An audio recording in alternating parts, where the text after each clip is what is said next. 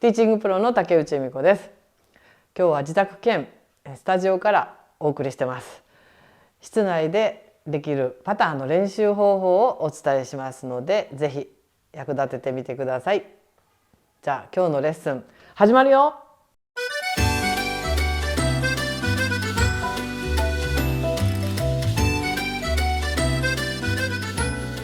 ちょっとかすかな角度がついているので、ヘッドが降りてきて一番低いところから上がり際にフェースの面がきちっと向いた正しい角度になります。静かにしておく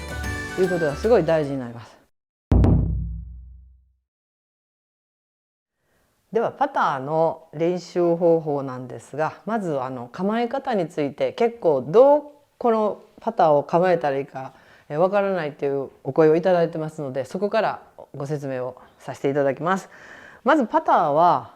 ロフトがちょっとついてます。90度地面に対して90度のように見えますが、実際は4度とかですね、ちょっとかすかな角度がついているので、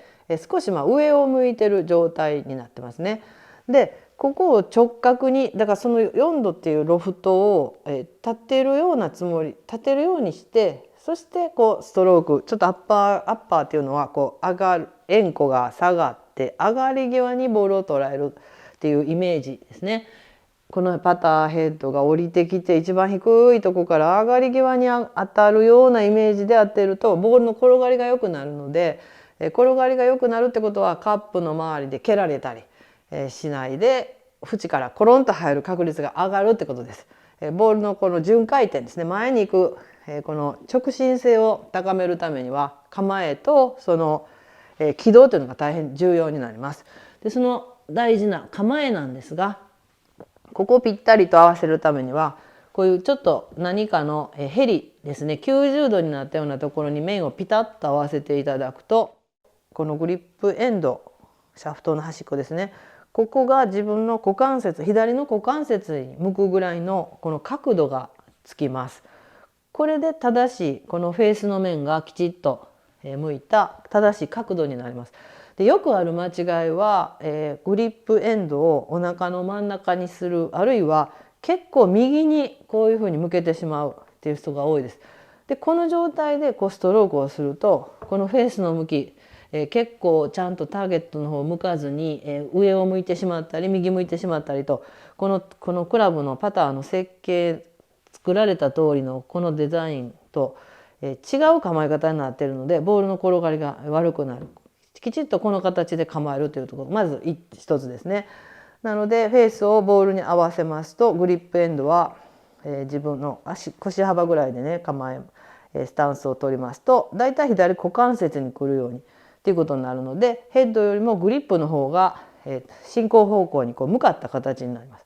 でこの状態を維持したままできるだけストロークをしていくと、ヘッドが手元グリップを追い越さないように、手首の角度がここで変わってしまわないように、できるだけグリップ側がヘッドよりも先行した状態でボールを捉えてフォローをちょっと出していくということがまず第一になります。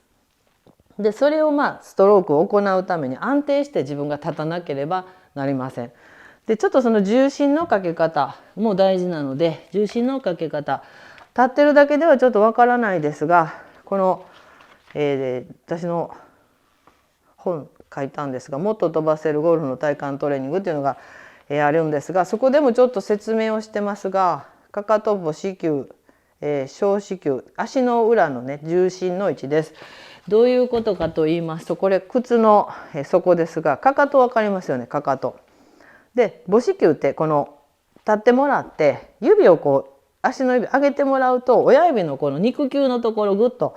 地面を押す感じが出ます。そこ母子球ですね。で小指の方、ここちょっと力が入らないので分かりにくいですが、全部指を上げてもらうと、親指とそれから小指のこの足の裏のね肉球のところが小子球と言いますが、かかとと母子球、小子球、この3点で三脚ポットのように体重を支えると。で結果的には土踏まずのあたりに重心ってきます。でパターの時はこのボールを真上から見るように覆いかぶさるようにするので、少し重心前に来がちなんですが、バランスよく立つことで、今お話ししたようなこのストローク中、このグリップエンドの方を先行させていく時に重心のバランスをこう失わない。自分が前とか後ろとかにストローク中にこう来るとフェースのこのブレが生じますので、なるべく自分の体幹は静かにして重心移動はほぼ前後とかはせずに行わずにこのパターストロークをしていく間静かにしておくということがすごい大事になります。ロングパターでは少々動いてもクラブがこう加速しているのでメンター意外とぶれないんですが、ショートパターの時あんまり大きな動きしないのでフェースのこの動きっていうのが緩みやすい、こう加速しにくくなってでブレやすい、面がねフェースがブレやすい、そしてミスになるとか結構あるのでショートパターの時もロングパターの時もその3点でしっかり体重を支えて体を安定させた状態でこの正しい構えをして、そしてストロークをしていくっていうことを大事に練習をしてみてください。今日のレッスンいかがでしたか？役に立ったな、良かったなと思う方は是非チャンネル登録、そしていいねボタンをよろしくお願いします。じゃあ次のレッスンでお会いしましょう。